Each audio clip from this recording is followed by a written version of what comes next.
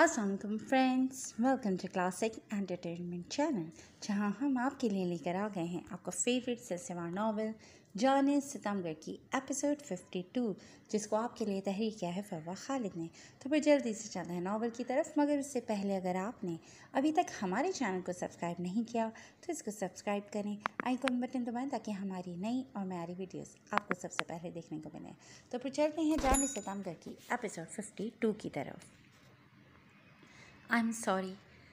परीसा उसे इतने गुस्से में आते देखकर धीरे से बोलती शाहवेज सिकंदर को साकत कर गई थी। ये लड़की क्यों आज उसका जब्त आसमाने पर तुली हुई थी। वो आगे बढ़ा था और उसे दोनों कंधों से थाम कर ऊपर उठाते अपने मुकाबिल कर गया था। मेरे जब्त को मत आजमाओ परी।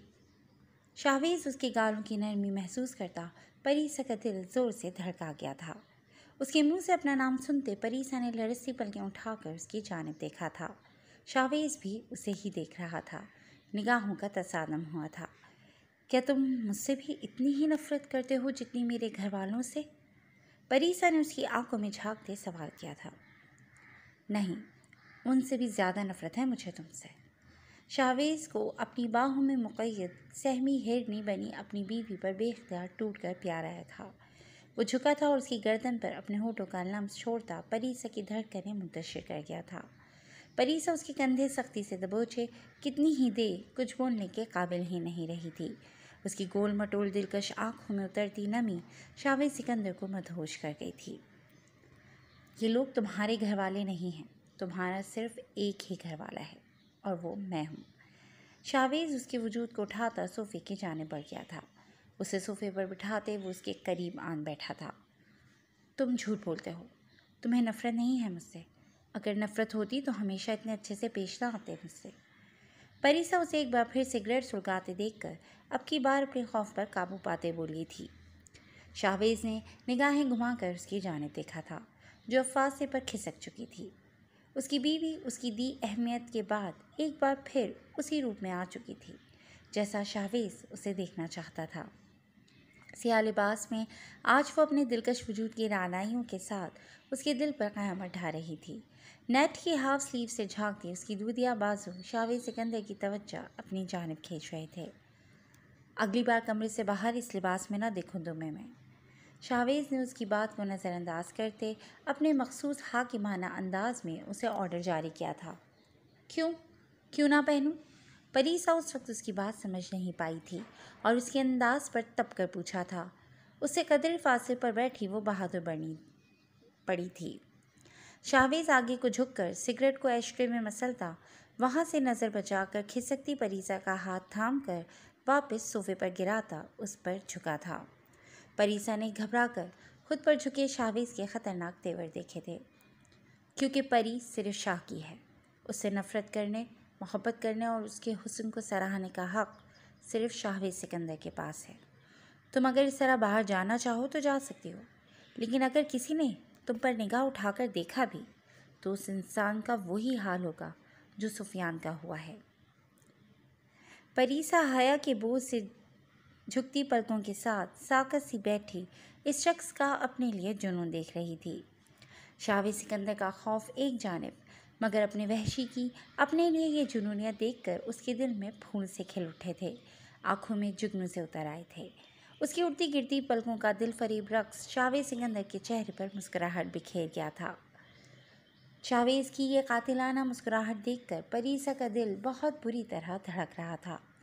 वो वाकई वजाहत और ख़ूबसूरती का शाहकार था, जिसकी शख्सियत का रोब दबदबा ही इतना था कि अक्सर मुजरिम उसका नाम सुनते ही घुटने टेक लेते थे। अगर यहाँ शहबाज आफंदी को पता चल जाता कि वो सिर्फ शाहवेज सिकंदर ही नहीं बल्कि ब्लैक स्टार है, तो वो इतना वावेला कभी ना मचा पाते। तुम इन सबको किस बात की सज़ा दे रहे हो? परीसा उसकी गुस्साखाना निगाहें महसूस करती जानबूझकर बात बदलते बोली, जबकि शाहवेज का ऐसा कोई इरादा नहीं था। शाहवेज सिकंदर, तुम नफ़रत करते हो मुझसे, प्लीज़ दूर रहो। परीसा खुद पर झुकते शाहवेज को रोकते हुए बोली, मगर तुम तो मोहब्बत करती हो ना मुझसे। शाहवेज उसकी हथेली को अपनी गिरफ्त में लेता उस पर झुका ही था जब अचानक उसका मोबाइल बज उठा था। परीसा ने सुख का सांस लिया था, मगर शाहवेज बिना उससे दूर हुए कॉल अटेंड कर गया था। जबकि दूसरी जानिब से आती निस्वानी आवाज़ करीब बैठे होने की वजह से परीसा के कानों में पड़ चुकी थी। शावेज ने कोई अहम बात होने की वजह से उससे दूर होना चाहा था। जब परीसा उसका गिरेबान मुट्ठियों में जकड़े नफ़ी में सर हिला गई थी, शावेज ने उसकी हरकत पर तेज निगाहों से घूरते छोड़ने का इशारा किया था। तुम फिक्र मत करो नताशा, मैं बस अभी पहुंचता हूँ वहाँ।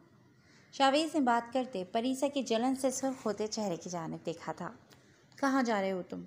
किस लड़की के पास? परीसा ने अपनी गिरफ्त सख्त किए उससे शकी निगाहों से घूरा था। तुम मुझ पर शक कर रही हो? शावेज उसकी गिरेबान ना छोड़ने पर उसकी कमर में दोनों बाजू हाइल करता उसे अपने साथ किसी बेजान गुड़िया की तरह उठाता सोफे से नीचे उतर आया था। हाँ, तुम जैसे गैंगस्टर्स के बहुत सारी लड़कियों से अफेयर्स होते हैं। कोई बुला रही होगी तुम्हें। परीसा उसका गिरेबान सख्ती से दबोचे हुए थी। तुम्हें ये सब बोलते मुझसे ज़रा डर नहीं लग रहा? शावेज उसके चेहरे पर फूंक मारता बालों को पीछे हटा गया था। नहीं, क्योंकि मैं जानती हूँ तुम मुझे कभी कुछ नहीं कहोगे, ना खुद नुकसान पहुँचाओगे और न किसी और को पहुँचाने दोगे। तुम दुनिया वालों के लिए ब्लैक बीस्ट हो, मेरे लिए नहीं। परीसा के होंठों से निकलने वाले अल्फाज शावेज सिकंदर को बेगुस्सा कर गए थे। तुम खुद मुझे बहकाती हो और बाद में इल्ज़ाम मुझ पर डाल देती हो। इसमें मेरा कोई कसूर नहीं। शावेज उसकी जानिब ज़ुमानिया से देखकर उसे कंफ्यूज करता बोला। परीसा उसके लम्स पर दहक उठी थी। मैं बाहर जा रहा हूँ, तुम रूम से नहीं निकलोगी। शावेज ने पलट कर उसकी जानिब देखा था। परीसा ने उस बात में सर हिला दिया था, मगर जैसे ही उसने पोर्च से उसकी गाड़ी निकलती देखी, वो अपने रूम से निकल आई थी। तुमसे बहुत मोहब्बत करती हूँ मैं शावेज सिकंदर, मगर ये जिन लोगों को अजाब में डाल रखा है ना तुमने, बचपन से अब तक यही मेरे अपने रहे हैं। तुम्हारी खातिर इनसे मुंह नहीं मोड़ सकती, और अगर मौका आया तो तुमसे भी लड़ जाऊंगी। रूम से निकलते परीसा की आंखों में अजीब सा तासुर था, मगर वो ये नहीं जानती थी कि वो ये सब करके अपनी ज़िंदगी की कितनी बड़ी गलती करने जा रही थी। हमदान फुल यूनिफॉर्म में मलबूस कमिश्नर साहब के ऑफिस में दाखिल हुआ था, जहां पहले से बैठी एसपी हिबा को देखकर वो ठटका था। तशरीफ़ लाएं एसपी हमदान, मुझे आप ही का इंतज़ार था। कमिश्नर साहब के लिए अपने ये दोनों होनहार ऑफिसर्स बहुत ज़्यादा अहमियत रखते थे, इसीलिए वो हर मुश्किल केस इन्हीं दोनों को देते थे और हमेशा वो उनमें सुरखरू भी ठहरे थे। जी सर। हमदान खामोशी से वहाँ टिक गया था। मैंने आज फिर आप दोनों को एक बहुत अहम केस के सिलसिले में बुलाया है, जिसके लिए ऊपर से मुझ पर बहुत ज़्यादा प्रेशर है, और आजकल हर दूसरे फ़र्द की ज़बान पर भी यही किस्सा चल रहा है। कमिश्नर साहब ने बात करने से पहले तमहीद बांधी थी, जबकि वो दोनों इतने जीनियस तो थे ही कि आराम से समझ गए थे कि वो किसकी बात कर रहे हैं। इलेक्शन का वक्त करीब आ रहा है और इस वक्त की सबसे बड़ी जमात के चेयरमैन इकबाल कियानी को कत्ल की धमकियां भी जोर पकड़ती जा रही हैं। अब तक उनकी पार्टी के 10 से ज़ायद लीडर्स को मौत के घाट उतार दिया गया है, और ये सब कौन कर रहा है आप लोग अच्छे से जानते हैं। कमिश्नर साहब की बात पर हिबा और हमदान ने एक दूसरे की जानिब देखा था। उन्हें जिस बात का डर था वही होने वाला था। सर, आप हमसे क्या चाहते हैं? हिबा ने अपने हाथ की मुट्ठियों को एक दूसरे में जकड़े अपने दिल की गैर होती हालत पर काबू पाते पूछा था। तीनों ब्लैक स्टार्स चाहिए मुझे, जिंदा या मुर्दा, यह आप पर है। अब तक न जाने कितनी एजेंसीज और फोर्सेस के इदारे उनके खिलाफ अपनी कई टीम्स भेज चुके हैं, मगर ब्लैक स्टार्स इतने मुनज़्ज़म तरीके से काम करते हैं कि उन तक पहुंचना तो दूर की बात, उनकी टीम का कोई एक फ़र्द भी वापस नहीं मिल सका। उन तीनों ने अपनी बहुत बड़ी फ़ौज तैयार कर रखी है, और सबसे बड़ी बात, उनमें कोई गद्दार नहीं है। अगर एक भी गद्दार होता तो अब तक ब्लैक स्टार्स में से किसी एक की शनाख्त सामने आ चुकी होती, लेकिन हमारी बहुत सारी कोशिशों के बाद एक आदमी हमारे हाथ लग चुका है, जिससे हमें बहुत मामूली सी मालूमात मिली हैं। ब्लैक स्टार्स में एक लेडी गैंगस्टर भी है जो बहुत ज़्यादा ज़हीन और तगड़ी खिलाड़ी है। वो अकेली दर्जनों से लड़ने की ताकत रखती है। उसे कमज़ोर समझकर उस पर वार करना आसान नहीं है, क्योंकि उसका जवाबी वार आज तक कोई नहीं सह पाया। मगर वो अपने बाकी दोनों स्टार्स की कमज़ोरी है। उनमें से अगर हम किसी एक को भी मार दें तो बाकी दोनों वैसे ही कमज़ोर पड़ जाएंगे, क्योंकि ये तीनों ही एक दूसरे का सपोर्ट सिस्टम है। बाकी दोनों लीडर्स एक साथ काम करते हैं और उनके कहर से आज तक कोई नहीं बच पाया। हमें उन्हें कमज़ोर करना है पहले, और फिर एक साथ तीनों पर वार करना है। इन लोगों की दहशत दिन ब दिन मुल्क में फैलती जा रही है। तमाम सियासी जमातें अंदर से डरी हुई हैं, क्योंकि अब तक ये ना जाने कितने मजबूत सिक्योरिटी सिस्टम तोड़कर सियासी लीडर्स के घरों में घुस चुके हैं। इकबाल कियानी हमारे बहुत ही मोअज़्ज़ज़ सियासतदान हैं। उनकी हिफाजत करना हमारा वलीन फ़र्ज़ है।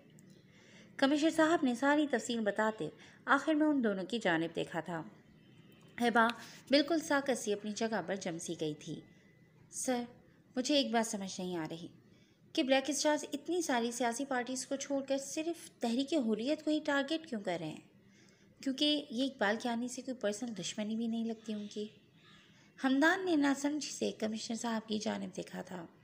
जब उसी लम्हे ऑफिस का दरवाज़ा खुला था और इकबाल कियानी अंदर दाखिल हुआ था। 50 से ऊपर की उम्र का मालिक वो शख्स कीमती पहनावे और अपनी शख्सियत के दबदबे के साथ वहां आता उन तीनों को लम्हे भर के लिए हैरान कर गया था।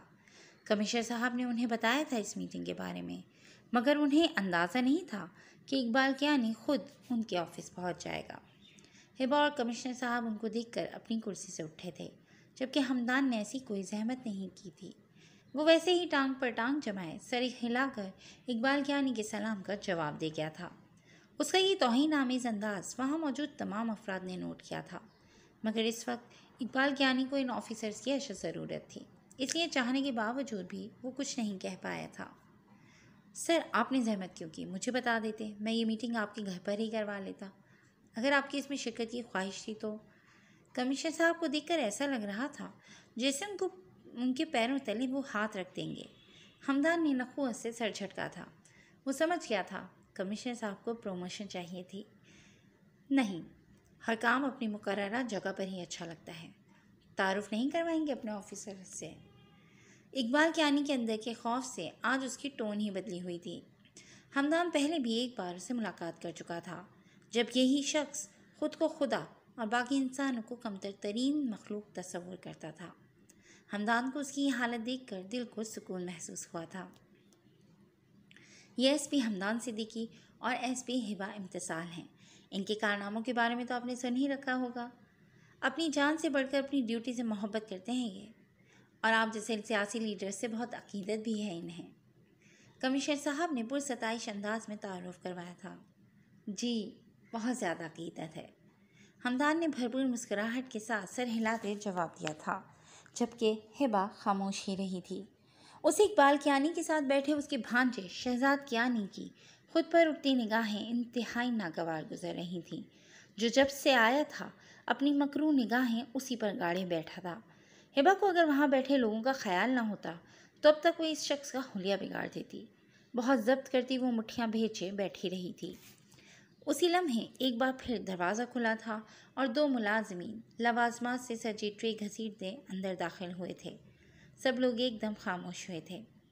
अरे डोंट वरी, ये मेरे बहुत काबिल एतमाद लोग हैं। कमिश्नर साहब ने मुलाजमीन की जानिब इशारा करते उन सबको बात जारी रखने का कहा था। जब हमदान ने नज़रें घुमाकर नीचे बैठकर तमाम लवाजमात टेबल पर सजाती मुलाजमा की जानिब देखा था। सियाह सादा से कपड़ों में मलबूस चेहरा, दुपट्टे से ढके हाथों में चांदी की कड़े पहने बैठी लड़की को पहचानने में उसे एक सेकंड नहीं लगा था। वो कोई और नहीं, उसकी ज़ौजा मोहतरमा थी, जो उससे कॉल पर अपने मैके जाने की इजाज़त तलब करके यहाँ पुलिस स्टेशन पहुँची हुई थी। हमदान की नज़रें अब उसी पर ही टिकी हुई थीं, जो नोट करते ट्रॉली से प्लेट्स उठाकर टेबल पर रखती महरूसा का हाथ लरस गया था। हिबा का ध्यान इस सब की जानिब था ही नहीं। वो तो बस मुठ्ठियाँ भेजे शहजाद कियानी को जान से मारने के मंसूबे बना चुकी थी। उसने कमिश्नर साहब के बुलाने पर उनकी जानिब देखा था, जब अगले ही लम्हे उसके कानों में शहजाद कियानी की दर्दनाक चीखें सुनाई दी थीं। शहजाद कियानी ने शायद बेध्यानी में बिजली के नंगी तार को पाँव से छू लिया था। लोहे की कुर्सी पर बैठे होने की वजह से वो शदीद करंट की लपेट में आ गया था। हिबा जैसे ही पलटी, अपनी कुर्सी के ऐन पीछे खड़े मुलाजिम को देखकर वो पल भर के लिए हैरान हुई थी। जब सियाह पैंट और टी शर्ट में दाढ़ी मूंछों के साथ सर पर कैप डाले खड़े शख्स के मुस्कुराकर आंख मारने पर अपनी जगह से वो उठ खड़ी हुई थी। ये मीर हाजिम सालार की बीवी को बुरी निगाहों से देखे और समझे बच जाएगा। सबकी तवज्जो शहजाद कियानी की जानिब थी, जो अभी तक बिजली के झटके खा रहा था।